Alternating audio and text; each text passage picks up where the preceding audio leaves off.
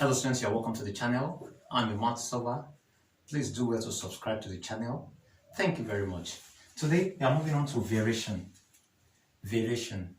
Variation is of four types. We have direct variation, inverse variation, we have joint variation, and we also have partial variation. Today I want to explain all this to you. The next video is now going to be on calculation of this variation. Now, how do we now solve this? It's very simple. By the time you understand the statement, if you can decode it, then you'll be able to get it. Now, how do you now solve it? For example of your direct. Look at our direct. Our direct, this is A is directly proportional to B. They are together, they are facing themselves. But proportionality constant is now in between, that is direct. Now, A is directly proportional, they are facing each other, proportional to B. Likewise, this one, P is directly proportional to Q. That's one direct. It's as simple as that. Let's go to the next one, inverse. Anytime we hear inverse, inverse means 1 over. Or you also call it reciprocal. That is, for example, if I ask you that what is the inverse of 2, it's going to be 1 over 2. Don't forget, like I said, inverse is the same thing as reciprocal. You can be asked that what is the reciprocal of 2 is 1 over 2. Let's now go to our inverse. Like I told you, 1 must be up. That number or letter will come down. It will come down. B in denominator, that is inverse. Let's solve this one. Can you see B is down here? It means that now we say A is inversely proportional to B because it's the one down. Look at the second one. P is inversely proportional to Q because it's down. Inverse. This one will come down. Let's go to our joint. Very, very simple. Our joint is just the combination of either direct inverse and direct inverse, or direct inverse and direct and inverse. Either use direct and direct, or use direct and inverse, or use inverse and inverse. Let's solve this one. Let's check this one.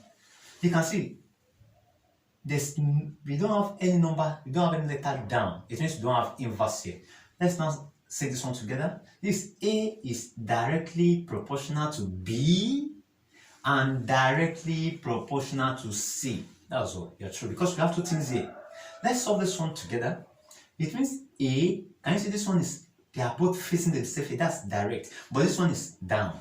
Let's solve it together. P is directly proportional to Q, and can you see this one is down? The one that's down is inverse. P is directly proportional to Q and inversely proportional to R. Are you getting it? P is directly proportional to Q and inversely proportional to R. Look at this. Can you see? You don't have any number, you don't have any direct here. The two numbers are down. That's inverse. That is, R is inversely proportional to B and inversely proportional to C because they are both down. Look at the next one. Let's say it together. Look at it. It's very simple. E, can you see this one? They are both facing. That's direct. E is directly proportional to, is going to be square of F, not F squared, because I know majority of you say F squared. It's not F squared. It's going to be E is directly proportional to square of F and inversely, because this one is down, and inversely proportional to cube root. Can you see this is because 3 is a cube root of G. And the last one, D. Now, be very careful here. We have 3 things here. D is, look at two things that are direct here facing.